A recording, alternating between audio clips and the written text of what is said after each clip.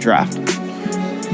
Yeah, I feel like really where we have to see is that we're assuming RQ goes red side or second pick. I don't know. That's their best bet right now. We have a player head to head. Looking at all the scores here, except for average turtle, is all for Susujin. Better average KDA, better gold per minute, and I gotta say, I kind of feel like the KDA and gold per minute. That game with the Granger again, even though they lost, I kind of feel like he got a lot of stats on that game. Yeah. But this speaks so much to Chibi, though, right? Because even when they were losing, he was getting all the turtles in game one. He was able to pull through. What we wanted, especially now that we're here in the knockouts, you know, it's down to one game. Is going to be Team Vamos here, of course, from Malaysia. The hometown villains, like they like to call them, or it's going to be the Kingdom. RQ Hoshi.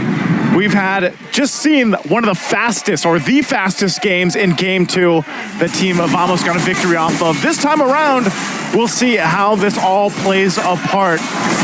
Interesting lineups, you know. I know we had some similar reactions going through the draft as the panel. But yeah, I'm wondering if Susujin's going to have a better time in the jungle this time, because we know how fast Chibi got going. Whoa.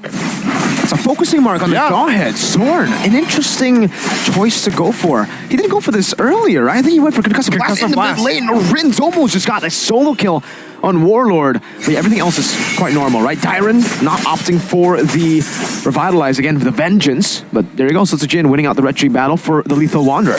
This is so interesting. Yeah, it was Concussive Blast previously, and that's usually what you see, but focusing mark, and it's funny because usually there are those iterations of the Franco where like they run the focusing mark too, but obviously most people now take the Concussive Blast. But if Zorn finds any of the targets early on with a focusing mark, it obviously will help with a burst. We already got a preview even of last time how much damage Chibi was doing, so what more if you throw in a little extra damage, you know, to go ahead and play that part. Now, pretty steady thing so far. Nothing too crazy aside from that almost first blood in the mid lane. So this will set things up really well for a first objective, the turtle take. Hooks as well from Edok. Going to play a part in this fight. Chibi's going to jump in.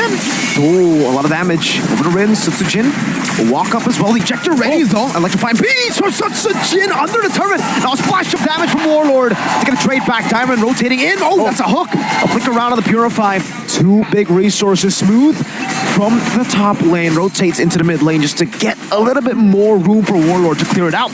Skylar in the bottom lane now. Inspire in the 1v1. Nets has to respect this. Nets actually wants to move forward. It becomes an even trade in the bottom lane. I feel like this matchup between Nets and Skylar has been one of the most like action-packed, you know, laning like the 1v1s, especially early on. Like they hear, man, everybody's fighting the mid lane. We want to fight, you know? So that's how that plays out. But this brings us now to the first turtle.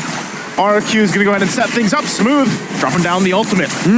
Good moves from Susujin. Red Tree battle. Chibi again. Real world manipulation. Sort of going to be caught in it. The immobility field. Tyron picks. It's an iron hook. And a bloody hunt from Edok. What a hook. All the way from downtown. That was max range. That was on point. And that's Edok. That's Edok's Franco right there. And, you know, there's not much you can do against that. Now here, Dyron should be fine. He does have the Vengeance again this time around with the Gatakacha. So interesting how that first turtle played out. Of course, it went over to Team Vamos, but they lost the fight. And so for RQ, they build up. There's a Corrosive Scythe now for Skylar. Going to be the first item he locks in and prioritized. Meanwhile, Net's still working on that first one because he did also pick up those level 1 boots. So this goes back to the thing where Edok just plays around the hook. If they can get it set up, then that's great. If not, then you wait for Team Vamos to try to do the same thing, because once that flicker's available from Zorn, he might try to set it up. You want to know a fun fact, Naisu? Fun fact. Throughout the ages of RQ Hoshi rosters, we always have a Franco god in the lineup. Yeah. Finn. Obviously Naomi. And then now we have Edok. Again, I mean, was that a hook? Was that a solo kill? I have no idea. Edok still has the bloody hunt. Skylar still has the crossbow of Tang. So it definitely seems to be a hook, right? There's no way that would just be picked off randomly. Yeah, or maybe over, I don't know. I mean, he didn't have flicker, but yeah, it had to be a hook. Edok locked in, man. That was, you know, when you look at it, but that's going to give Skylar this advantage that he was already fighting for, and going to get a lot of extra gold now off that gold plating. So interesting thing for Team Vamos is how do they kind of respond to this, because prodigy or not with this. Oh, hold on. Bottom lane. The ejector to bring him back. Wow. Finally, he gets a taste of his own medicine. There you go. That's the pickoff game. And Team Vamos will be able to get a kill over. Rins dodging you for some. The real world manipulation will lock him down, though. But he will still be able to walk away. Chibi, a bit more damage with the arrow there. As Rins pops in the regeneration. And now Vamos with the control over the turtle. All right, they're going to start it up. Again, they have an advantage on this one. They want to go 2 for 2. Holding it together. Zorn zoning out. They might force something out here. RWM coming down. Retreat. No, it's Zorn. This time who wins it out. Sutsujin with Jason AOG from Tyrant to take the kill. He tanks up a bit of the shot. Sutsujin's able to escape. Smooth. Running him down. Tyrant with a vengeance. Chasing Zorn down. Ejector ready. Zorn just walks away. And Smooth gets the double. RQ Hoshi just cannot get a turtle. They can't get a turtle, but they will get some kills. But now Nets finally picking up the turret. Here comes Edo. That's a bloody hunt. He's all alone for now, but he knows that Nets doesn't have... Oh, in blank iron hook. That's the one you don't expect to miss, but that's the one that Edok misses. Nets gets away. It's kind of amazing how it works, right? I know all the Franco players know. The point blank ones you don't hit, the far ones you do. Electrifying beat. Smooth is healing through all the damage. Sutsujin will have to just back away, and Vamos take back the control of the game with this momentum. Just like that, too. Team Vamos able to go ahead and diminish the gold lead that RQ built up in the early portion of the game. And now it's pretty much even Stevens. They are going to be able to continue to test for the objective, the third turtle that does come up. RWM held on here from Warlord. Will have to go ahead and back off a little bit. Dyran tanky enough, but this is going to be a crucial part why I feel like RQ Hoshi definitely wants to go ahead and contest for that turtle and make it work. Lock it in if they can. But if they decide not to, it's not the end of the world. Team Vamos can go for 3 for 3 for the turtles, and then RQ Hoshi looks elsewhere. This is also where we start to see where that transition for Skylar, now that he's got 2 items, he's got the golden staff now, alongside that corrosive scythe. He's going to be a big part of some of these skirmishes and team fights that do break out if he can get the airtime with the crossbow of Tang. And meanwhile, Rins 2, where he sets up the real-world manipulation, is going to be crucial. We're 10 seconds away up from that turtle. Positions already happening here, but Chibi will stay topside, pushed into that tier 1. There's a hook. Iron hook over to Zorn, Bloody Hunt as well. Skylar will be able to get all the tags, all the weakness points. Crossbow attack ready with the real revelation. Oh, Warlord gets stuck with AOG. Sutsujin electrifying beats. Now it's Skylar dishing out damage. Oh, Sutsujin to fade away. Last hit doesn't get it. Skylar with a double. Chibi? That's very low. Able to run away from that, but gets slowed down. Chibi weak. One more hit, but he gets taunted by Tyron. Rins a few more shots of the Void Blast, but Chibi is able to walk away. 4 for 1 trade. Chibi, that's a dangerous game. Gets Rins with a flicker forward to take Chibi down, and Skylar gets the turret. Finally, Sutsujin will get a turtle. It's one of those things where you're like, is this the right choice? No, it's not Chibi. Not only did he go for the wrong target or couldn't capitalize on the kill, but then gets punished for overstaying on his side of the jungle. So they lose a whole lot in that fight. Now RQ Hoshi, when I said it was even Stevens, they heard that and said, no, not anymore. 3K ahead now, plus that last turtle of the game. Holy Crystal picked up by Sutsujin, so now he's going to hurt even more on this Joy. And so advantages for RQ Hoshi. Massive right now. Skylar sees 4 from Team Vamos. They'll go ahead and back off here. Wow, Skylar has actually opted to go for the golden staff. So that's 3-item power spike. Almost gets that hook in the bush. Zorn, good read to space out just a bit more. This is actually not the most common build, but it is the build that Skylar has gone for most of the time in the M6 World Championship. He always likes to go for the golden staff. Usually we see Windtalker or even Malefit Gun here. Zorn. Okay, Horse used up. Dyran just walks up and dashes away. Sutsujin? No, all right, they're chilling. At this point, I feel like Team Vamos needs to bring it down a little bit. Because of that whole last team fight, it feels like things got a little too chaotic for them. They need to kind of, chill down a little bit. Hook's not going to land there. You always got to catch your breath when that hook is thrown out, And nail biter. Yeah, it is. And for Team Vamos, they're feeling it. They're biting the nails right now because of just how much of the scaling is happening for RQ Hoshi, and it's not happening for them. They definitely need to buy some more time, and I feel like this is also where it gets a little bit difficult for Zorn because we just saw it. If he can go in with the Unstoppable Force and get the ejector off, that's great, but then honestly, with this kind of lead, he gets blown up so quickly, too, that he's just kind of out of the picture. There he is. So he does show himself, but that tier 2 does go down. Yeah, and there's no trade on the board right now. RQ just cruising through some of these turrets up top, getting the far lane control. That's the Malefic gun we were expecting as third item, but he picks it up as fourth. So, yeah, that's a Fed 1-1 right now, man. Great moves from Zorn, though, to actually just space away from these hooks. It's going to have to right now. He's also going to be the one front side alongside with Smooth. We'll see if they actually contest this. Susujin getting in position. It's being held here by Skylar. They could force the fight. A couple flickers available. That hook won't land, but they go in. RWM already. Sorting Warlord in the back. Dyron popping a vengeance, but Nets will be able to deal with him. Zorn caught in the minutes of it all. Skylar will be able to jump in. That's a bloody Chibi again with a retribution.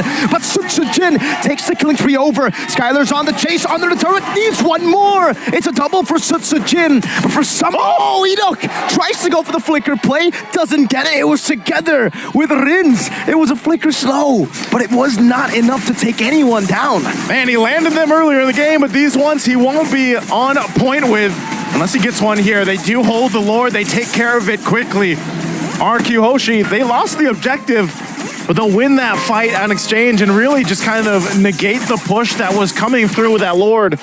But Chibi, you know, against it, able to secure that at least for now, but they are going to lose the tier 2 now in the mid lane, and they're back to the drawing board to try to find a way to turn the tide in this game, because right now RQ Hoshi pulling very far ahead, 6K up now. All right, nice. So this is the part of the game where we actually get to talk about the pattern. I don't think it's a pattern anymore. You know, game 1, you could be like, all right, you know, might be lucky. That retry win. Game 2 happens all over again. He got stopped 10 minutes. Yep. Game 3, they're winning. And it's still only one turtle. And that was the one that was for free. So Sutsujin hasn't gotten a single retry win, this at least on neutral objective, right? He got a Lethal Wanderer win. Can we count that? If we do, that's 2. All right. Yeah. We can count that because, yeah, you got to give it up. Even when Chibi is down, he's still able to actually go for that retry. You got to be able to respect that. And that's also why they've been prioritizing the Suyo. This is one of the heroes. You know, before it was, you know, the Lings and the Hayabusas that really help you do that. Well, now Suyo's the flavor of the, I would say, year, month, whatever it is, the patch. And that's the thing. So even if he's down, he's still able to go ahead and contest. And if he continues to do that, it might buy Team Vamos enough time in this game number 3 where they possibly turn the tide.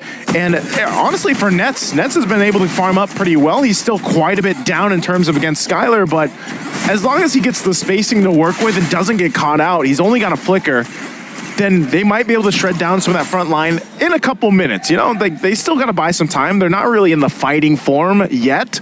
And even with this Lord coming up here in less than a minute, it is still a decision that they have to make. Is it worth us putting the team in danger and an opportunity for us to get crashed down on, especially that there's a Gatakacha across from you?